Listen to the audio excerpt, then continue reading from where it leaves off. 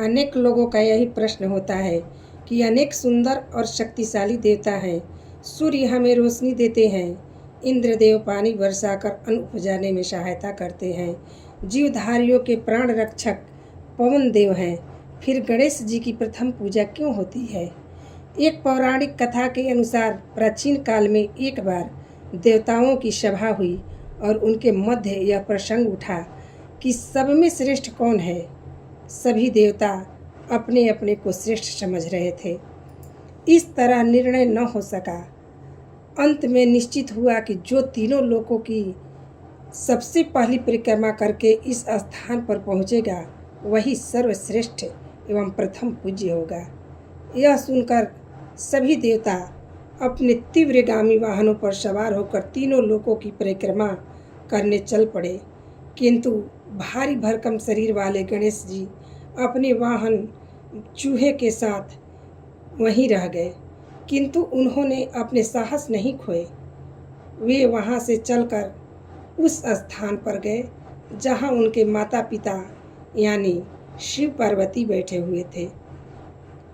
उन्होंने माता पिता के 3 बार परिक्रमा की और जाकर सभापति के आसन पर बैठ गए।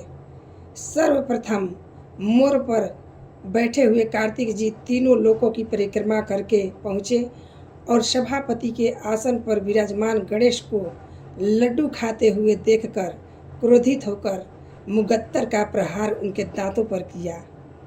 गणेश जी का एक दांत टूट गया, तभी से वह एक दंत हो गए। तत्पश्चात गणेश जी ने सभी देवताओं की समक्ष तर्क प्रस्तुत किया कि तीनों लोकों की सुख संपदा माता पिता के चरणों में विराजती है। माता पिता की चरण सेवा ही सर्वोपरि है। जो इनके चरणों को छोड़कर लोकों का भ्रमण करता है उसका सारा परिश्रम व्यर्थ चला जाता है। वस्तुतः गणेश जी में जो विशेषताएं हैं, यदि मानव उन्हें ग्रहण कर ले तो वह भी अपने समाज में प्रथम पूज्य बन जाएगा। भगवान गणेश का विशाल मस्तक हमें लाभदायी विचार ग्रहण करने की प्रेरणा देता है। उनके बड़े बड़े कान उत्तम विचारों को सुनने की प्रेरणा देते हैं। नीचे की ओर लटकी नाक यानी सुंड खतरों को सूंघने की प्रेरणा देती है। एक दांत से वचनबद्धता तथा छोटी आंखें ध्यान मग्नता की ओर संकेत करती है। मोटा पेट पाचन शक्ति और धैर्यता का प्रतीक है।